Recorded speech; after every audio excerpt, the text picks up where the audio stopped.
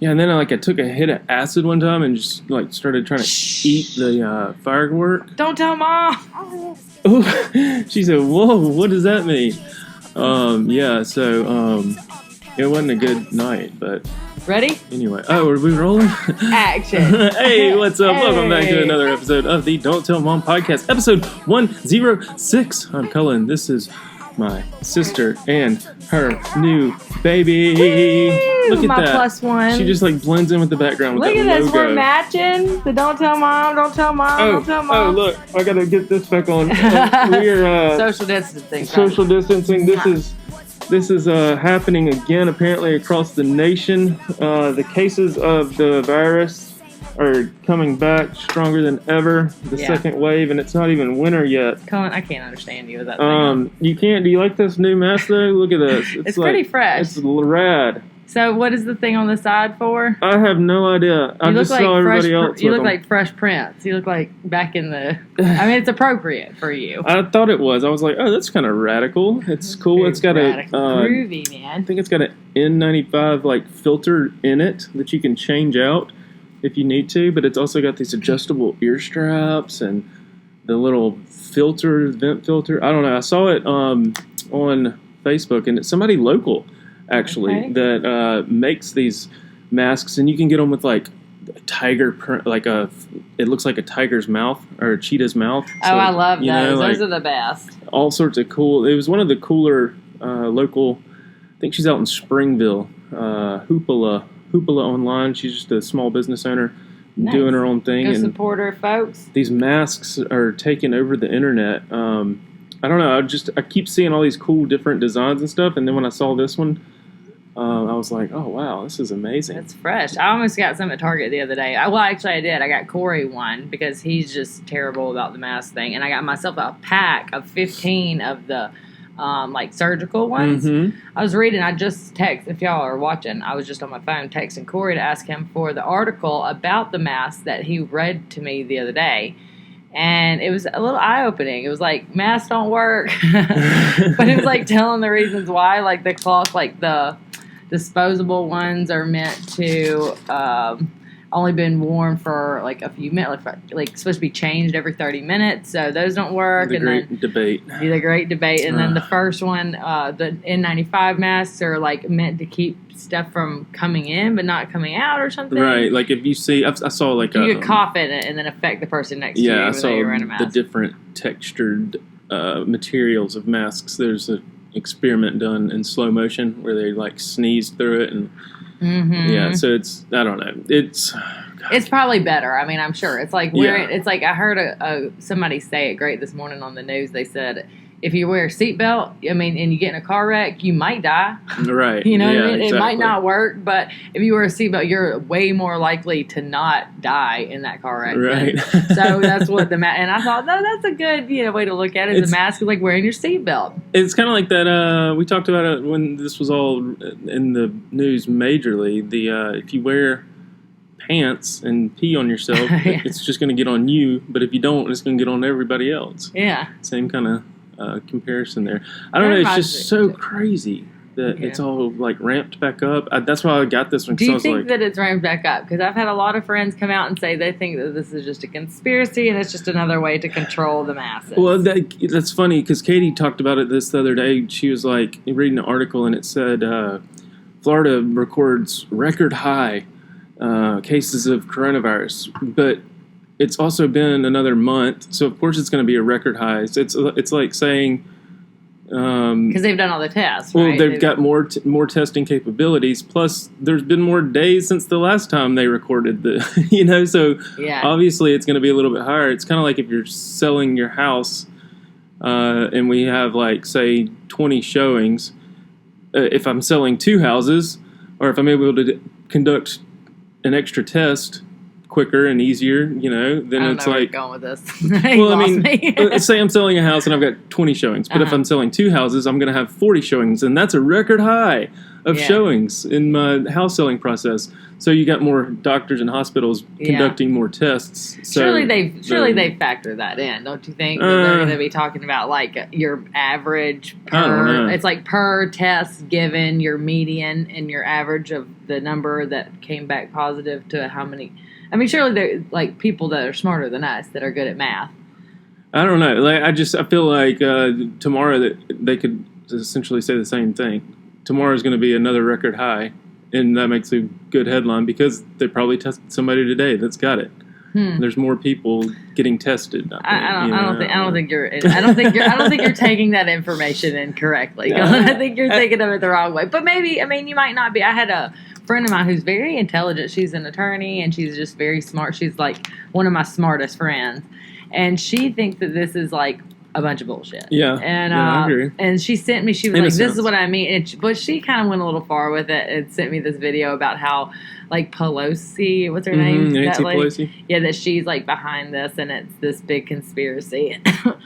It went pretty far. That was it. I got it. Folks, I called.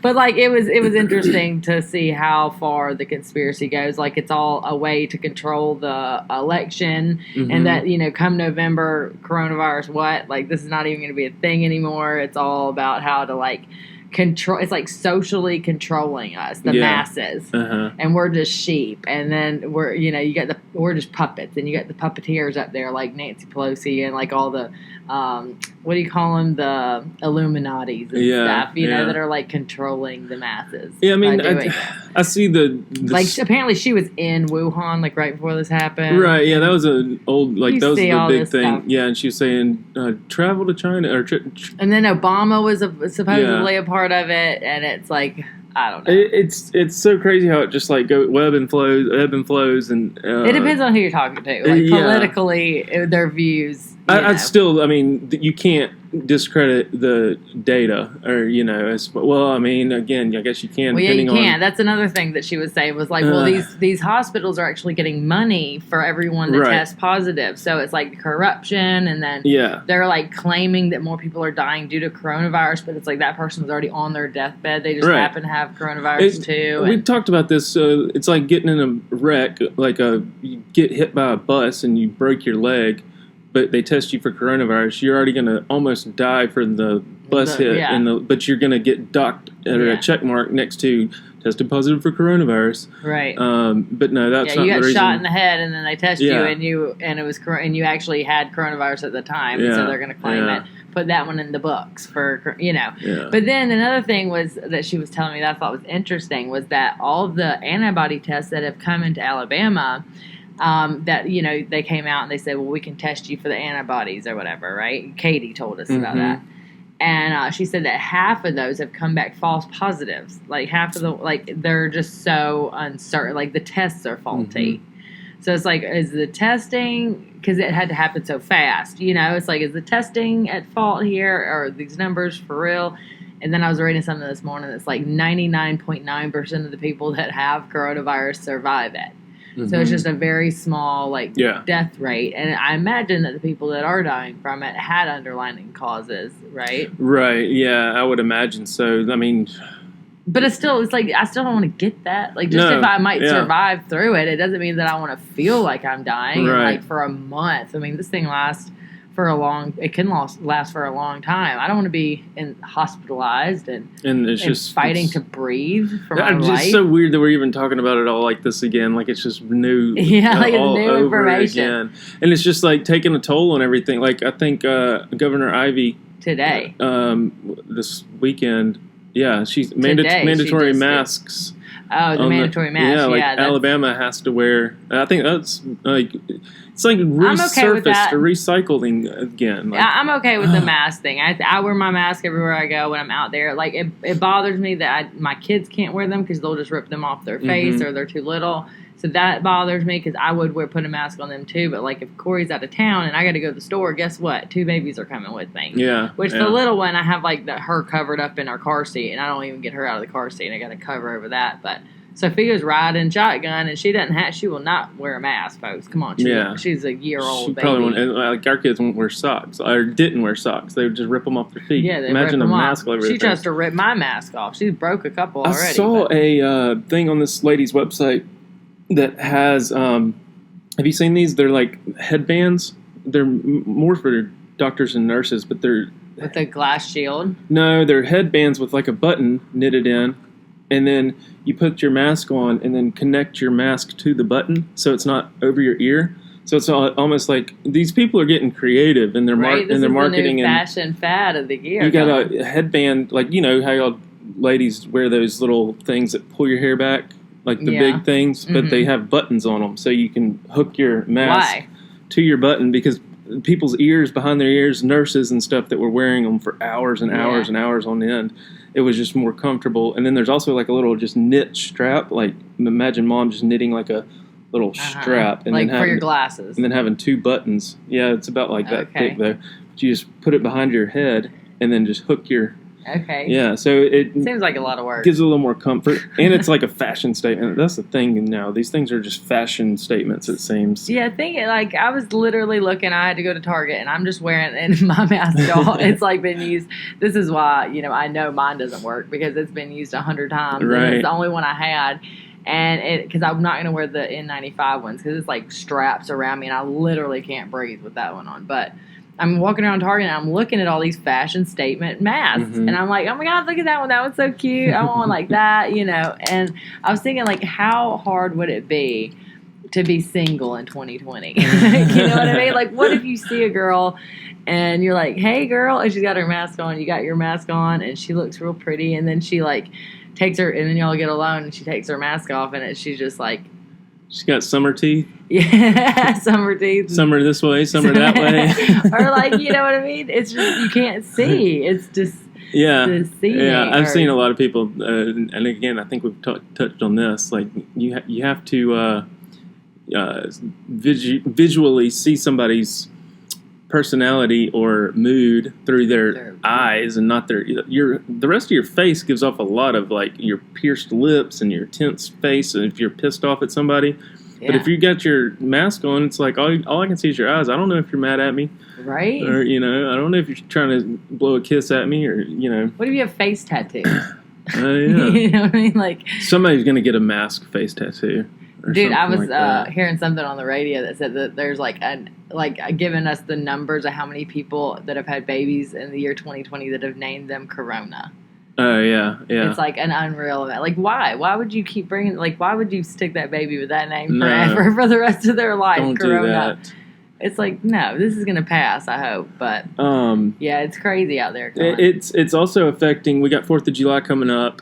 What's your plan? This weekend. Well, we had like 3 or 4, but they keep getting updated and canceled with this whole resurgence of this virus. But we had thought about doing the Oak Mountain. They usually do the fireworks, where you get to go out, and Oak Mountain's like a local state park, and it's got a lake, and it's kind of got a beachy scene. But we were going to do that. Looked it up. Due to the virus, it's been canceled. Dang. This year. They're still the beaches are closed, right? Or some in Florida. I think. They've closed the beaches, I know, in some parts of Florida. Like Miami's closed their beaches, and I don't know if that's going to happen here or not. But I know today, right before we started this podcast, which it is Tuesday, so y'all are going to listen to this today, but our governor in Alabama has issued the stay-at-home be extended to July 31st. It was supposed to end this Friday at 5, and now it's extended. Which I don't know what that means exactly. It's like our business is going to have to shut back down. Is the economy going to get going the shitter again? We just got an email, too, in our local neighborhood. We typically do, and our kids loved it last year, the 4th of July parade, where they have a parade where you decorate the cars, everybody drives by, you sit out in your yard, and people throw candy. Well, they're requesting that nobody throw candy out this year, which is Wah, just wah. sad. That's like the point. That's what our kids wanted the most, was the candy. So I told Katie we should just dress up in different costumes and just drive by our house and take turns and just tossing candy out to our kids. Like, here comes another one. Yeah. Get some other friends in the neighborhood to join in. Yeah, right. That have cleaned their candy. It's just sad. The whole drive-by birthday stuff is gonna be back in effect, I think. Schools, I definitely don't think. Yeah, are gonna be back. I mean, if this carries on, I don't know. It's just crazy. But yes, 4th of July plans are shot. Literally. This is what we're thinking about doing for 4th of July. What are y'all doing? So Corey really wants to go and get a bunch of tarps, and we have a hill outside on our house and do a giant slip and slide with you go to dollar store and get a bunch of bottles of soap and the water, and you get it real slippery. And then we have a giant, it's not a giant hill, but it's a great slip and slide hill. Yeah. On our property. And so, and it's kind of like a bowl. So I'm thinking you could do a half pipe kind of thing. You know what I mean? Just run take and off go. Over here and just. Yeah. That'd So be we're cool. thinking about doing that, and we got a little swimming pool. It's one of those little blow up swimming pools we're gonna do for the girls, and then do a giant slip and slide for the neighborhood, and then grill out and stuff, and invite people. If y'all want to come, you're welcome to come over and bring the kids. You know what I mean? We've got a couple. I think a couple friends of mine are going to come and bring their kids over here to play on the slip and slide. So awesome. You're welcome. We could bring them over, soap them up, lather them up. Oh, you're talking to me? I thought you were talking to the people listening. No, I was like, okay. You. I mean, if y'all want to come, y'all come too. out too. If you can figure out where we're at, y'all come. Well, we were trying to figure out that our neighborhood is still going to do fireworks. Last year, I don't know if they did because of the drought. It's either too hot or we got a virus. So, we're going to do that, and then I don't know exactly what on the 4th. I remember be in the water. I feel like you got to be somewhere in the water. Somewhere by water, or something like that. I remember back in the day going to Papa's house for 4th of July, and it was always Uncle Bob. I always feel like I have to have that responsibility with the cousins when we were at the beach and stuff. I was always the crazy uncle that brought the freaking duffel bag full of whistlers and chasers and I wish I could remember the name. 50 shower. That was the best though, because we'd be driving up to the mountain and we'd stop at the big fireworks store, and you get to go in and pick out your fireworks, and we'd each get $5 or whatever, and you're sitting there going, oh, what should I get? Should I get some more?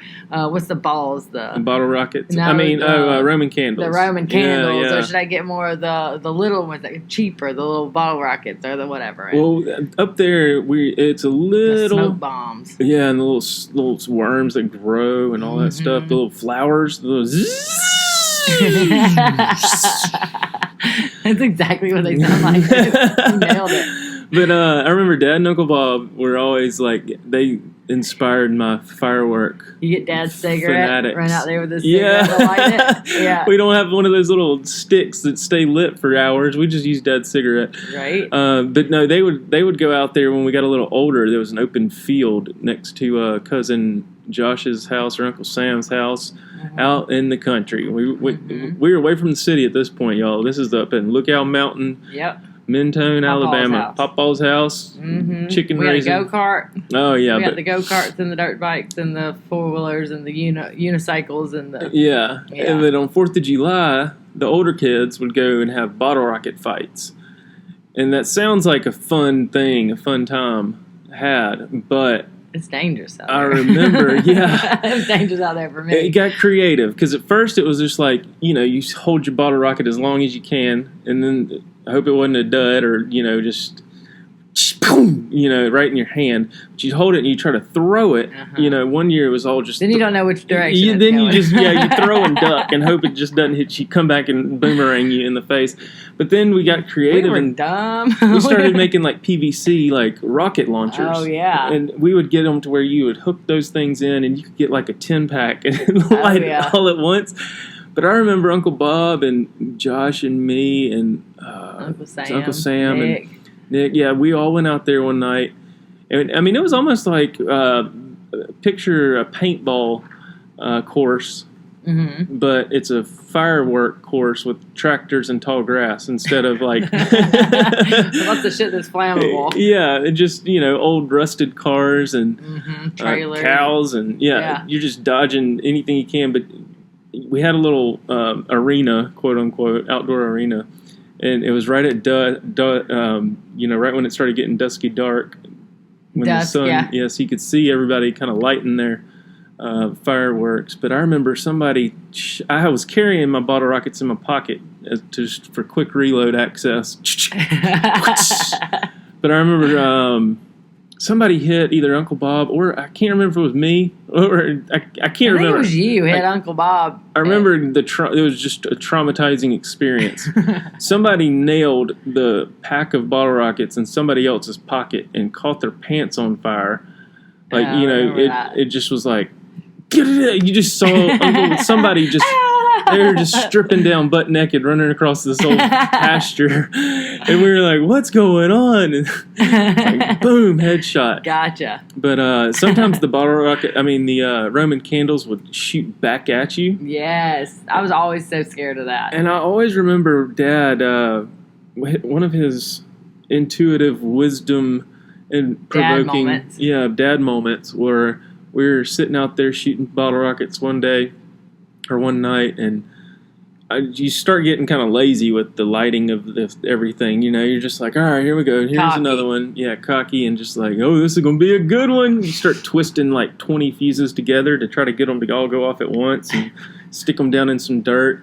And then you learn how far to push them in, because if you push them in too far, they're just going to sit there and blow up in your face. Like, and you got to be loose enough to get out. Yeah, a little wiggle room. And then we had some inventive contraptions, but I remember he always said, "No, son." He had that cigarette hanging out of his mouth, his one eye open, and looking over the top of his glasses. He's trying to put some fuses together and open up a package. He's like, "Oh, just remember now, these were all probably made by some drunk person over in China." And I'm like, yeah, that's true. You never know who put these things together. Yeah. So you always have to be aware, because Mom Mom was the cautious. She was always like, "You're gonna poke your eye out. You're gonna blow your hand off." Yeah. And again, this year, luckily we haven't done that. On top of the coronavirus, there's lots of people that have, though. There's going to be the hospitals are going to be flooded with firework related injuries. You know what I'm so scared of and paranoid of nowadays is that whenever the fireworks go off, that's when the guns go off too, and people are gonna I don't know. I think I saw like in a movie or on a show one time that it was like no one knew that your neighbor was getting murdered because they thought it was just a firework. I think that about concerts and stuff, like with the pyrotechnics and stuff, when people have those big, like the Las Vegas shooting. Yeah. There's just a lot of boom, boom, boom. Is it part of the show? Or is it somebody getting blasted? Oh, dude, that's the scariest part. Yeah, I have another podcast called Victims, and I talked to a girl that was at that Las Vegas massacre. It was like the biggest mass shooting in the ever, and it was crazy hearing her say like for a long time everybody was just going. I mean, there's so many pops going off, and everybody was looking around for the fireworks.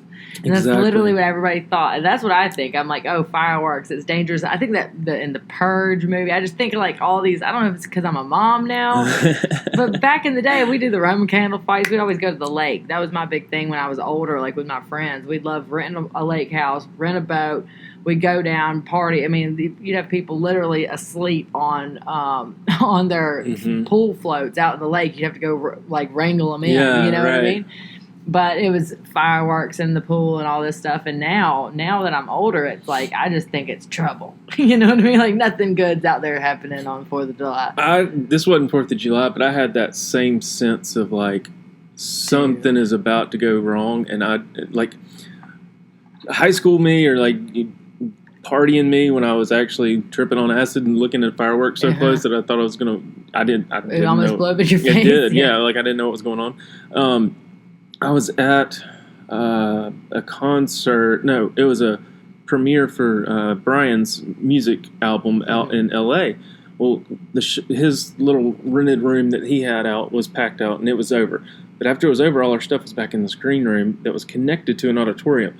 Just so happens that auditorium that night was hosting 3 amigos who are like this huge rap. Yeah, I don't know. You probably rap group. Have you heard about them? Yeah, you've heard about them. But they bring with them a party crowd. Like it reeked of marijuana, and the line was wrapped around the door, and the freaking. This is in LA. Yeah, downtown, and we had access to this because of we were already in there, and so it went from a album release party to a freaking party, and I'm talking about girls with assless pants on walking around behind the scenes. The best kind of pants, assless pants. And everybody had their little VIP section if you want. I mean, just almost like strippers dancing on these people. And you look down and I can't even try to explain it, but at the moment that it hit me and I realized that I was a dad and I had a family back home, because back in the day, I would have been right down there front and center, like lighting it up and let's go. And I was sitting back, and I think this was after the Las Vegas stuff, and it was so loud in there, and there were so many people, and there were so many drugs being passed around freely.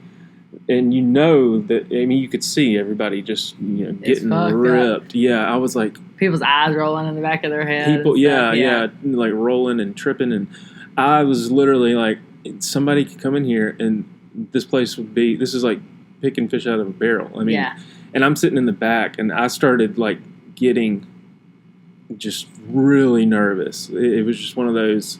Getting paranoid, Cullen. Paranoid, yeah. Like, oh my God, I want to live. What if they come in? You're looking for the exit strategies and shit. I literally was. I was literally thinking, like, okay, if they come in through this door, I'm going to go this way. I'm going to duck down. I'm going to jump over this like a ninja, do a front flip. I had all my, like... ninja kick the shooter in the face and then grab the gun and then we the day. We couldn't find, like, 2 of the people that were with us, and so we were worried about them. It just turned into, like... Panicky. This was fun at first. Like, yeah, we got into an Amigos concert for free, to... What the heck? This could go south anytime soon, and I'm sure it did for many that night, but... Don't look anybody right in the eye. Right. Avoid eye contact and find the nearest exit. I've got a question. Have you ever had a legit panic attack? Yes, I have.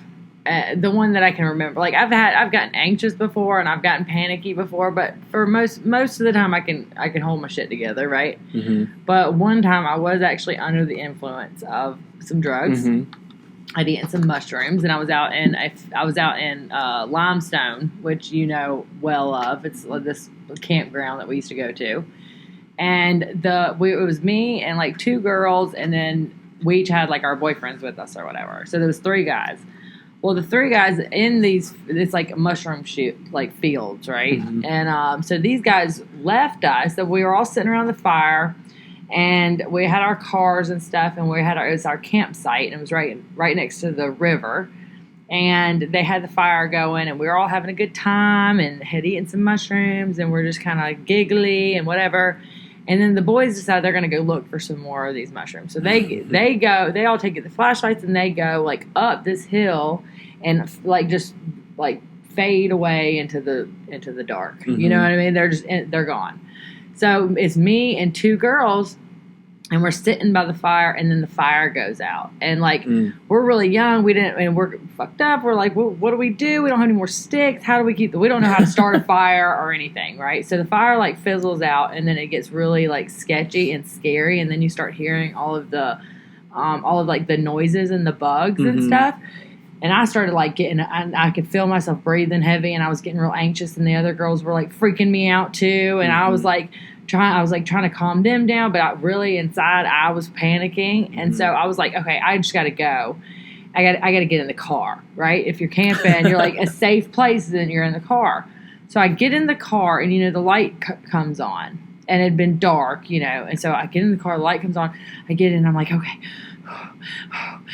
and I'm trying to control my breathing, and Cullen, I look up, and there's bugs all around the light of my car, and that's when I was like, and I started like freaking out, thinking the bugs were in my hair, and I run and get out of the car, and I like run off into the woods, trying to get away from it. And, like, the car door's open, and it's beeping, beep, beep, and the bugs are, like, swarming out of it and stuff. And that was my panic attack. And the boys finally came back and, like, calmed me down and stuff like that. But the other girls were having panic attacks on their own. It was, like, all three of us were going through some shit. But that was the one that I can remember where I was actually, like, when I was in the car and I looked up and I saw all the bugs around the light, it was just like, oh, my God, your safe place is no longer safe anymore. Yeah. And, I had a straight-on panic attack. What about you? See, that's the thing. Like, was it a panic attack or was it a bad trip? I don't know. One and the same, right? Yeah, right? No, I totally get that, though, because it doesn't really matter. I mean, I guess it does. People say you can have a bad trip, obviously, and be stuck in it for years and months and days. That's acid, though. That's not a mushroom. Mushrooms are natural. Yeah. But, no. Have you ever had a panic attack just sober, though? Like not sober. Well, yeah, no, not really. No, I think I was drinking one night, and it was kind of recent. I've just got a lot of stuff going on in the back of my mind, like underlying, just trying to get all our stuff done that we need to get done, work related, and then the kids are home, and then it's whatever. a very panicky and like anxious time in the world right now. So for everybody that like suffers from that kind of stuff, I imagine. I know you've suffered from depression and things like that. So my brain's been racing under the scenes or behind the scenes for a long time, and just trying to think about things and do things and still be aware of everything and blah blah blah. And try not to take a misstep. Right. Yeah. And I remember it's Father's Day weekend. The panic attack episode was a different weekend, but this past Father's Day weekend, me and Katie were talking, and she's real good about acknowledging your feelings and seeing your feelings and asking if you're okay, because she can tell if something's different. And I just kind of like broke down. I was like, I could literally just sit in a room with white walls right now by myself and be completely content, because I was just like so overwhelmed with the world, I guess. Mm-hmm. And so I think that was kind of leading up to this next episode. So the other night, I don't even remember how it happened or what happened. I just was like looking subconsciously for anything to like bring me back into a state of calm, realness, and like I don't know. We've had this. This is a bad example, but it's so true. If anybody out there listening or watching has had one of these, we've had this bag of sweet and salty Boom Chicka popcorn in the cupboard for a year, like a year straight. Nobody's touched it. Nobody's wanted to touch it. I don't know why. It's just been kind of sitting there for backup purposes. Okay. But this one night, I just started like freaking out mentally. I don't know. I don't know if I ate enough that day. It was one of those like, am I just like really hungry? So I'm kind of hangry and anxious, and my anxiety's at an all-time high. The kids were asleep. Everything was fine with all that, but like, and nobody was bothering me. I was just like thinking about all this stuff I've got to get done, and then just feeling the pressure. What did the popcorn have to do with it? Yeah. So the popcorn. Like I went to go triggered you? Okay, no, it was like one of those like, okay, I got to get something to eat. I got to figure out, I got to get out of this state of mind. And I just like grabbed something that I haven't touched, but I've seen for a year straight in the pantry, just to make sure it was like still real or still there, like something tangible that I can like, okay, this is real. Let me open this bag of popcorn and eat it. See, okay, now I'm eating this popcorn. I'm really here. It's kind of like pinching yourself and like making sure you're still there. Huh. And it's so hard to explain. And then I didn't know. It sounds like anxiety attack, right? Oh, yeah. Or panic attack, whatever, yeah. I didn't know what was going on. Like, I was just like, and I was like taking deep breaths, and then I started breaking down crying. And I was just like, what is going on? Like, I think me and Katie had a conversation about something that triggered it all. Like, it wasn't like an argument or anything. We were just like talking. And then I just started getting real emotional and passionate about it. And then And she was there with you, or you were sitting by yourself? No, she had gone back to the bed to go get in the bed, and I was finishing up, cleaning up the kitchen and everything. And then I walked back to the bedroom to start getting ready and all that, and then kind of broke down again. Yeah. And then she was like, yeah, what it seems like you're having right now is a panic attack, because she could just see the symptoms of like my heavy breathing. And then that when she said those words, panic attack, that like freaked me out even more, because I've heard the term for 30 years plus years, but I've never like or known that I've experienced one. Yeah. Because I feel like I've had that happen before, but I would punch a wall or do something to snap out of it, get in the car and just leave. If me and Katie were arguing, like I would just get so overworked and so overwhelmed that I would just like do something to like take out it kind of goes back to your inner child and the way you handled things growing up and stuff like that, I guess. But there's patterns of behavior and that. But you feel like your cup is overflowing, kind of thing. Yeah, but that night I didn't do that, and so when I grabbed that bag of popcorn, that was kind of like my wall punch, or my get in the car and just drive just to see if the world was still real type situation. That's crazy. But then when she said that, it sounds to me like you're having a panic attack, I was like, no, oh my God, this is what they feel like. And I just like, I was like, I've just had a little too much to drink, maybe. I just haven't eaten enough, maybe. I was trying to justify it versus just letting it. And she was real good and understanding of just letting me feel it. And then literally the next day, she sent me a couple meditation things to listen to. Calm, but breathe, I don't even think I got to that because I was just so overwhelmed. But literally still the next day you were overwhelmed, or just that night? The next day, I literally felt like I'd been just like, and again, leave it in the comments if y'all have had this experience. I just felt like I'd been like at the gym all day long the day before. Granted, we had been busy and doing stuff around the house, lifting a lot of heavy stuff and doing this, that, and the other. So my body was kind of sore. But my eyes were sore, I guess, from crying and being so. And I literally was out of commission. I felt like all day long. I was just like, and she was good as far as like, how you doing? You okay? The next day. And I was like, I just feel like I got ran over. Yeah. But that panic, or that it's so emotionally and physically draining, I realized it was one of the first times it's ever happened to me that I realized it was happening to me, and it freaked me out because it was like so real. Yeah. And I was like, this is so intense, like almost like crazier than any drug I've ever tried, or as far as just like just want to crawl out of your skin. Yeah. Like just, but you can't. Dude, oh my God, it's so crazy. You're sitting here talking about it, and it's like the only thing that I can compare it to in my head as you're talking is postpartum. And when I was going through that, that's like that. What you're describing is what you get, like the lump in the back of your throat, and you literally can't. You want to crawl out of your skin, like you just can't. You're so overwhelmed, and just that feeling of being so overwhelmed. Don't know why, but you do. Yeah, I mean, I just never knew why, but like it's like just not knowing why was what would panic. But that's the best thing that I can compare it to is that just overwhelming feeling and just being like and crying all day and all that stuff. And like, why do you that's crazy. The guilt of like not doing your best, but you still love your kids, but you feel like you can't give them the love that you want or your family or whatever the case may be, like all that as far as postpartum goes, I would assume. I mean, what was the outcome? Like after the next day, you go through like a daze or whatever, and you just kind of get back into it, but it just fade away, and that was it, or like she kind of bringing me back to reality, or just snapping out of it that night, and then realizing what it was. I think because that's been one of the biggest things for me throughout life is suppressing your feelings. Just push them down. Just get through it. Be a man. Happy face. Everything's good. We'll figure it out when we get there type mentality. But that night you actually had to like feel it. But that night, I just felt it, and Katie was real good. And see, even when Katie like has these emotions come out, I'm just like in fix it mode, and I'm just like, okay, but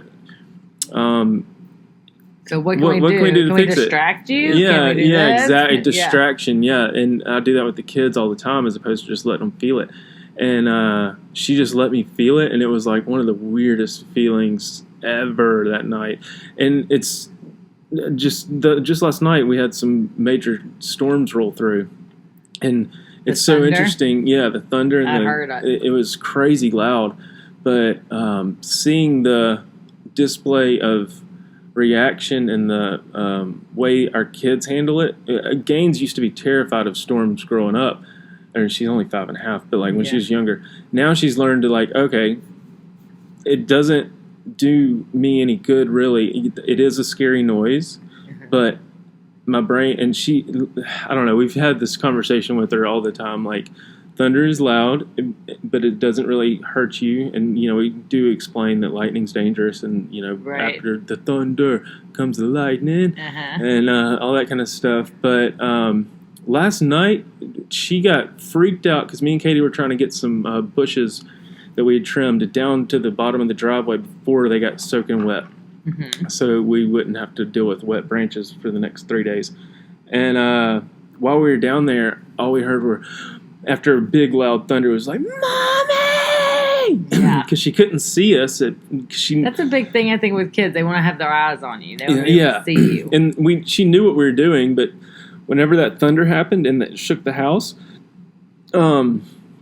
she screamed bloody murder. And I was like, our neighbors probably think, you know, something's happened. Somebody got hit by lightning or something. It was like one of those blood-curdling screams. But then she sat with Katie for a little while in the chair.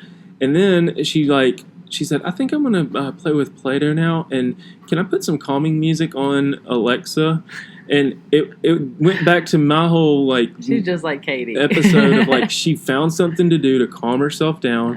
And then she would even make comments like, I think I'm a little bit... I don't feel my heart beating as much, Mommy and Daddy. And, you know, and I was like... She was, like, having a little panic attack. Oh, but she found a way. She's already at 5.5 finding ways to cope with that feeling. She's letting herself have those feelings, but she's also figuring out how to cope with them as opposed to just live in them. And I don't think I ever learned how to cope with my feelings as opposed to just distract and live with it. Distract and live with it, yeah. But pick she's yourself like, up, brush yourself off, keep going. She's like going through the breathing techniques and like, you know, just doing all these things, and then she's good. And she's like, you know, your brain tells your body, I don't know, physical responses to things are like such a big thing. Like when your hands get sweaty, when you're nervous, or like your chest gets red.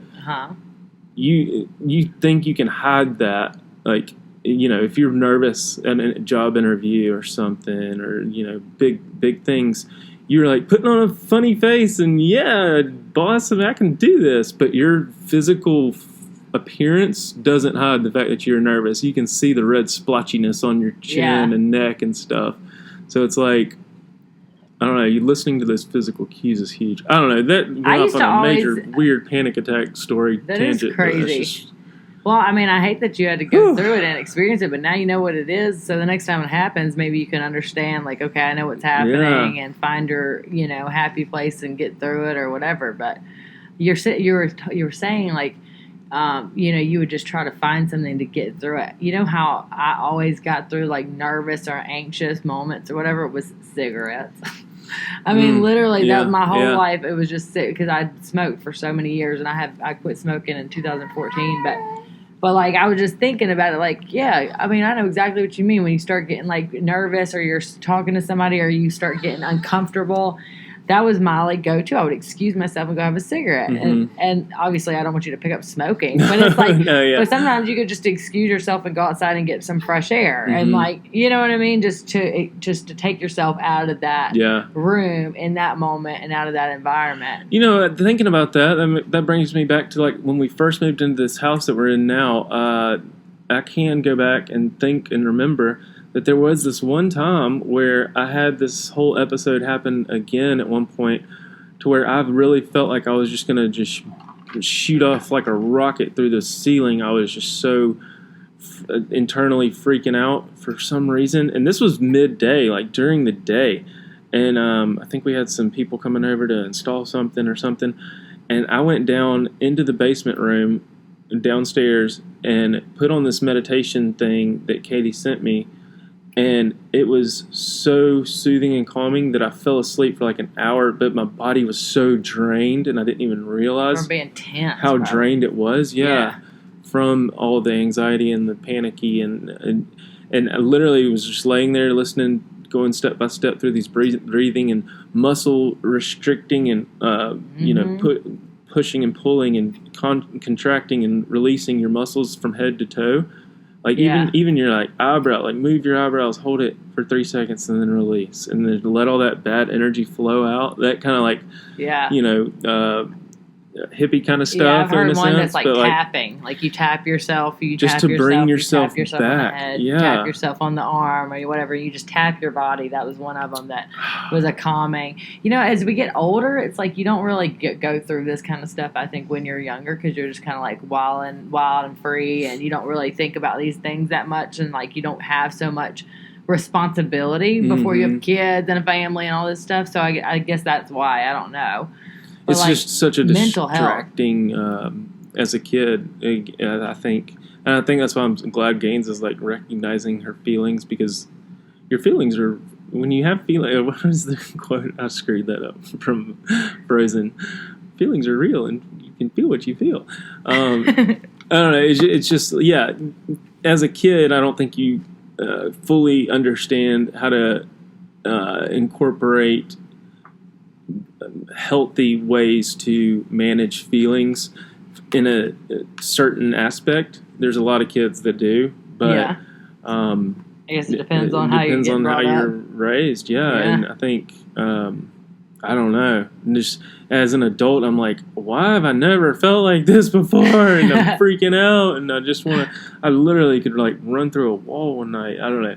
I was thinking about this. I was thinking about yesterday how I was with a girlfriend. We went to lunch, and then afterwards we went to her gym, and she was like, well, I have tanning beds, and I like to go to tanning bed every now and then because it's good for my skin or whatever. And I said, let me go see your gym. And she has like these massage chairs. She was like, you can go for free because you'd be my guest, and you can go tan and do the chair or whatever.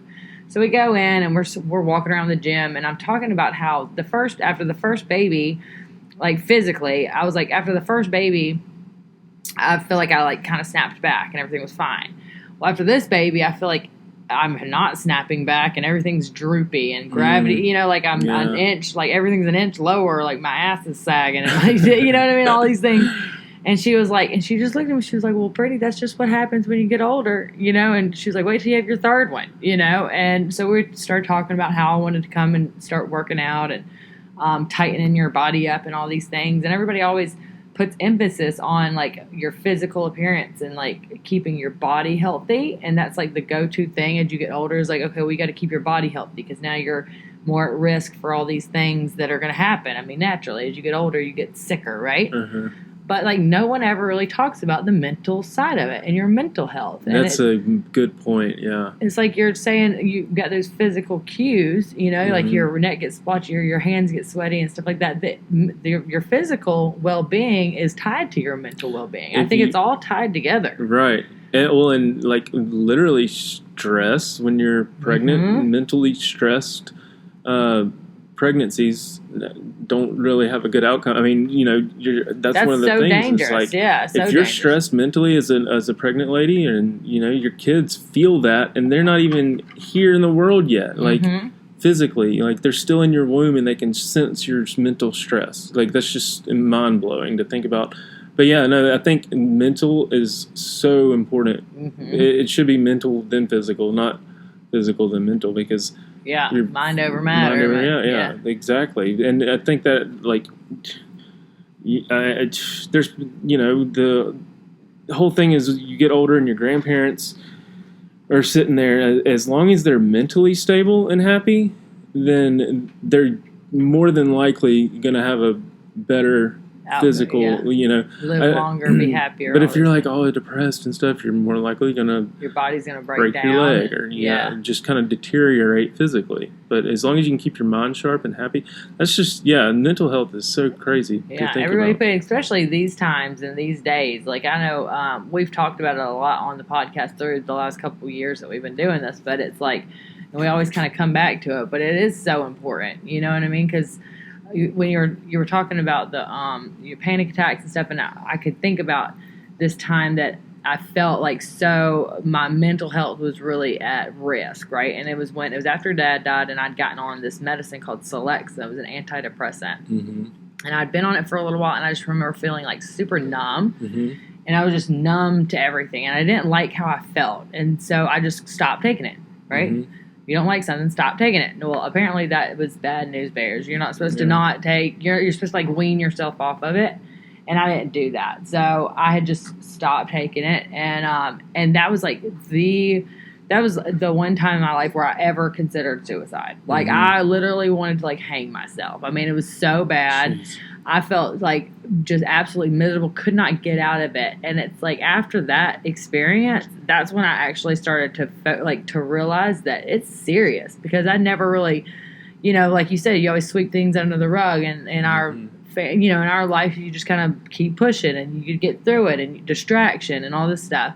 But that was the only time that I'd ever felt like, that was the first time I should say that I ever felt like, wow, this is serious. And then when other people talk about it, I could relate to it. So it's like, oh my gosh, I know what you mean when you say you're depressed, or you have a panic attack, or you're anxious or whatever, and you have a mental illness. It's like, I know what that means now, because it's like I feel like I've been through that. And so you can have empathy and relate more to it. But as I get older, and I've gone through the postpartum stuff, and I know you've gone through depression and now panic attack, which hopefully won't happen again. But and then we've talked to so many people here on the show. When we did when we had the lady on from the podcast, the S-Town or whatever, and talked about that and suicide and just all these things. It's like it plays a major role in your daily life for yourself, to keep yourself mentally healthy, and like talking to people and a therapist, or just reaching out, talking like we talk right now, right here with a friend or a family member. But like just speaking about it, I think and making it people aware that it's okay instead of just brushing it under the rug, I think is huge. And especially right now, like with all this stuff that's going on, and people don't know if they're going to have a job next week, or if they're going to get shut back down, or if they're going to catch this disease and this pandemic, or if their kids are going to be able to go back to school. Or it's like so stressful. Just life is so stressful right now.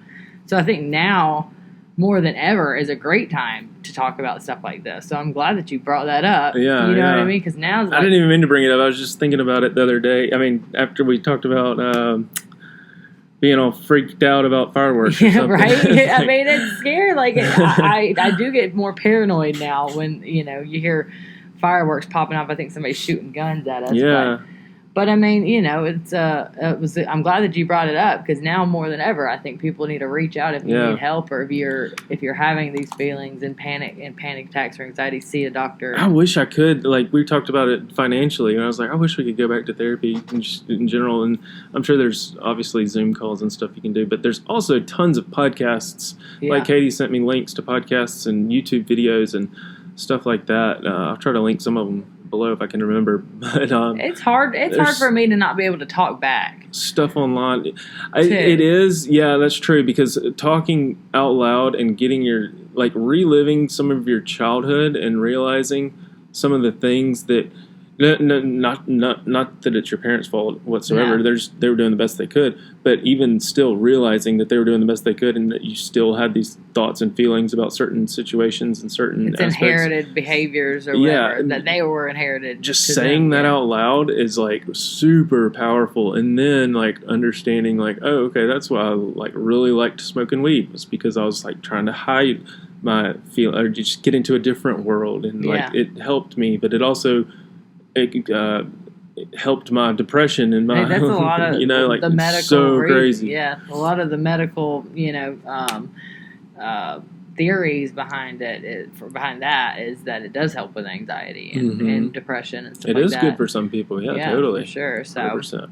But anyway, that was a crazy odd fireworks, panic attacks, and coronavirus. That's right. Hey, folks, we got it all here. But I'm glad that you brought it up. If any of you guys that are listening, are going through this and are finding a hard time dealing and coping with everything and the pressure of life and stuff right now, feel free to call and leave us a voice message and just talk it out. You know what I mean? Or I want to see that. Yeah, message us on Anchor, but also leave a comment. I'm going to read some detailed comments if y'all have had any experiences with postpartum, panic attacks. Like, try to explain it. I was trying to paint a picture when I was explaining it, like just the grabbing of the popcorn and the bugs flying around your head and stuff like that. Like, those details are important because it's real life, but it doesn't feel like it's real until you touch it. I don't know. It's crazy. Well, hopefully you've kind of gotten out of the funk. I don't know. Yeah, I think I have. It's just those nights sometimes when I literally want to sit in a white room by myself. Because life is so crazy. You got enough rooms in that house. Why don't you just paint one light and get everything out of it? And it looks like a loony bin if you do that, Cullen. You might get a sheet wrapped around. Don't even want my phone. There was the one day I literally was like, I don't even want my phone. I think the phone causes a lot of it. The phone is so much of it. It causes a lot of shit. I think that it's healthy to unplug every now and then and to leave your phone at the and just not pick it up. Unplug, they say. Yeah. So there's just a lot of personal responsibility. I feel like if I'm not on my phone, then I feel like I should be snuggling with Katie in the bed, and if I'm not doing that, I feel like she's thinking that I don't love her. Like just the loop-de crazy stories you tell yourself, as opposed to I just want to lay here by myself and not have to think about anything. That's okay. And she told me that. She's like, that's okay. Like, you can do you, boo. But anyway. Do you, boo? Hey, if any of you need some therapy, though, me and Cullen got you. Yeah, well, I'm serious. I'd be down to get some people that listen to us, because I know we've got thousands of you guys that listen to us every week, and we love you guys. And just talk to them. Well, just not just a guest, we pick somebody, somebody that picks us that says I got some shit I want to talk about, and that's a fan of the show and that actually listens to our podcast weekly and stuff like that. If you're one of those people and you got some stories to tell, or you have some issues that you want to talk about, we'll have a therapy session. That'd be fun. Do that once a month. Yeah. Just get a caller. Don't tell mom therapy. Right? Can we get a caller in? We'll try to figure out how to do that. Yeah, leave a comment. Leave a comment and your number. We'll call you up. Yeah. And be on the lookout on Tuesdays. That's one lucky winner gets a therapy session with us. We are so pro at this. I mean, hey, sometimes that's all you need, though, is to talk about it. I do want to update you guys before we go. I know we talked about my sister the other day about everything that she's been going on, what's been going on with her. And she is home, obviously, from Cambodia, and we have got her to the doctor here, to a neurologist. Unfortunately, she does have polyneuropathy, which I guess is something that they don't have a cure for yet, but they can manage symptoms. So if any of you have if you've experienced neuropathy, or if you have anything like that, then we would love to hear from you about that. Drop us a DM or whatever, because I'm trying to figure out how to help our sister cope with, the fact that this is going to be a part of her life. That's another mentally draining thing. The whole mental over physical, you got to mentally be strong. You got to mentally be strong. Right there, and it's hard when someone tells you, you have something that you'll have forever. It's it's hard to wrap your head around. So if anybody out there that listens to us has neuropathy or know somebody that does, what did you do to help them kind of figure it out and work their head around that? We'll know more as we do more tests and stuff, but that was the update on that. She's of good health other than that, though, and she's fine. She's home. She's back in the country, which is big. And also a big shift from being in Cambodia for 3 months. She's got cheese and milk and toilet paper and shit over here. So, that's better than it was, but y'all send your prayers our way and your stories about that if you have any. But thank you guys so much for listening. Deep episode 106. Yeah. Going hard. Y'all have a good 4th of July. Don't try to eat fireworks. Don't try to shoot anybody. Don't shoot each other with fireworks. With bottle rockets. And, we got enough going on. We don't need to go in the hospital with some 3rd-degree burns. Wear your damn mask. Roman candle. Wear your mask. Wash your hands. And we love you guys. Thanks for listening. Episode 106. Don't tell mom. Peace.